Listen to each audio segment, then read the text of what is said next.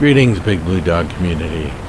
Today I'm doing a little experiment and I want to be right up front about it. I did create a conversation utilizing AI regarding the W800. I did source Kawasaki.com as well as instructed the AI to find reputable sources. There are a couple of mistakes in here that the AI found, like saying that it was 596 pounds wet when it's 496 pounds wet. But for the most part, I got it pretty accurate. My experiment today is about getting the community feedback on what you think of AI-generated content and what you prefer. I think most human beings prefer human being-generated content. However, the explosion of AI-generated slop on YouTube and getting millions of views makes me question that. I expect that the community for Big Blue Motorbike Dog, not a fan of AI-generated content, but we'll see. Anyways, on to the video. The Kawasaki W800 consistently captures the attention of motorcycle enthusiasts, standing out in the modern retro scene. What is it about this machine that sparks such curiosity and makes it a focal point for discussion? The Kawasaki W800 holds a distinctive position in the contemporary motorcycle market, particularly within the burgeoning retro segment. It's widely recognized as a machine that masterfully blends classic aesthetics with modern reliability, offering a unique riding experience. It's often described as a classic beauty that effortlessly turns heads, embodying a profound connection to the past. Its meticulous craftsmanship pays homage to its rich heritage while thoughtfully incorporating modern technology and features, making it more than just a motorcycle. It is a statement of enduring style and a nostalgic nod to a bygone era. Top questions and answers about the Kawasaki W800. Many are drawn to the W800's deep-rooted retro origins. Could you elaborate on the specific inspirations behind its classic design and its historical lineage? The W800's design philosophy is steeped in a rich history, tracing its lineage directly back to the iconic Kawasaki W series. It is explicitly a retro-style model that emulates the Kawasaki W series, which comprised 3 models produced between 1967 and 1975. This establishes that the W800 is not merely a generic retro motorcycle, but one with a specific internal Kawasaki heritage. The roots of this heritage extend even further back. The original Kawasaki W1, introduced in 1965, was itself heavily based on the British BSA A7 design, a legacy acquired when Kawasaki absorbed Meguro Manufacturing Company in the 1960s. This historical detail is crucial as it explains the significant British influence evident in a Japanese-manufactured motorcycle. The W1, first sold as a 1966 model in North America, featured a 38.1 cubic inch, 624cc, 4-stroke engine, which at the time boasted the largest displacement of any Japanese-manufactured motorcycle.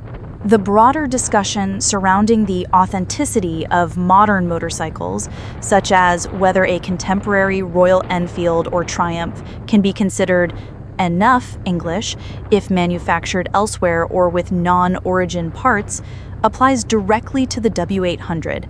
This philosophical debate highlights a significant tension in the retro market between a desire for historical purity and the necessity of modern practicality.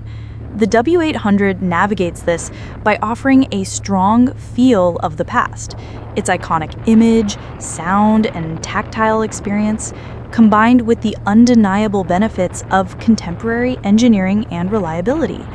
By providing the experience of a vintage twin without the headaches of owning an actual vintage twin, Kawasaki offers a compelling solution to this market tension, appealing to riders who prioritize the blend of historical character and modern convenience.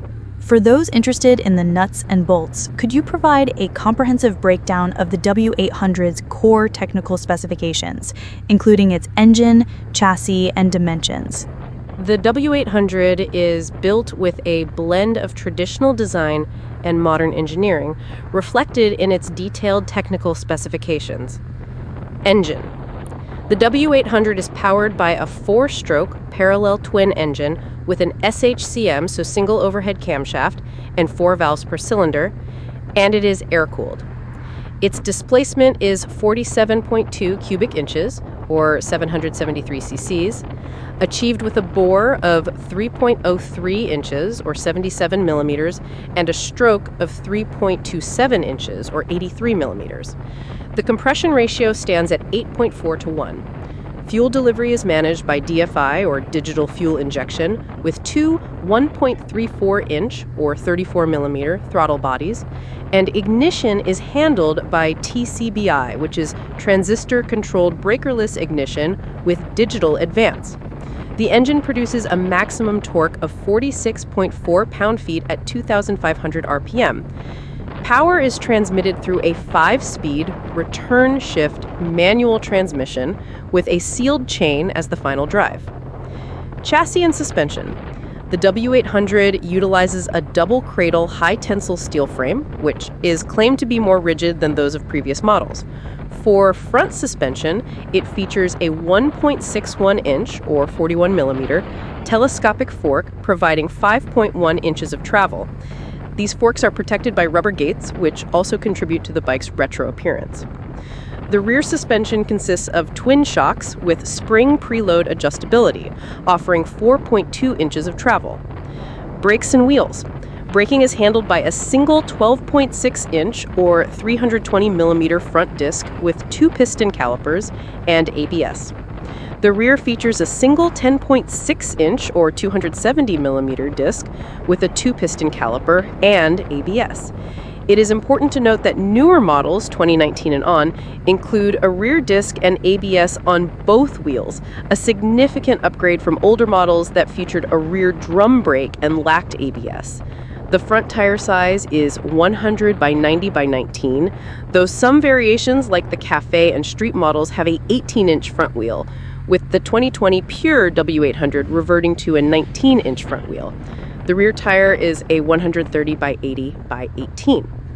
Dimensions and weight. The W800 has an overall length of 86.2 inches, a width of 31.1 inches, and a height of 42.3 inches. Its wheelbase measures 57.7 inches, with a ground clearance of 4.9 inches and a seat height of 31.1 inches. The curb weight is approximately 596.1 pounds. Fuel capacity is 4.0 U.S. gallons. The evolution of the W800's braking system, transitioning from a rear drum brake without ABS to dual disc brakes with ABS, highlights Kawasaki's commitment to integrating modern safety standards while meticulously preserving the motorcycle's retro aesthetic. This change was a direct response to both market demands for enhanced safety features and regulatory shifts, such as the Euro 4 emission standards mentioned in the context of the bike's reintroduction. This demonstrates a strategic balance between honoring the past and embracing essential contemporary advancements. The consistent incorporation of an air-cooled, parallel twin engine with specific bore and stroke dimensions and a compression ratio of 8.4 to 1 is a deliberate engineering choice that defines the W800's distinctive character. This design prioritizes accessible torque and a classic riding feel over raw, high-revving power. The engine is specifically tuned for strong low to mid-range performance, which means its power delivery is smooth and usable in everyday riding scenarios, contributing to its authentic vintage sensation. This focus on a particular riding experience, rather than peak performance figures, is central to the W800's appeal.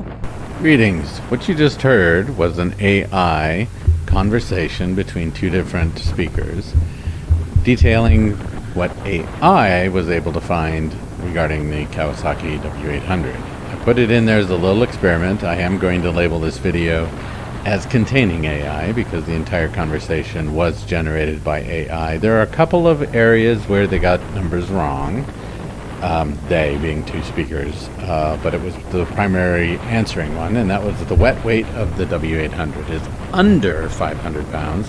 So it's 496 pounds, not 596 pounds.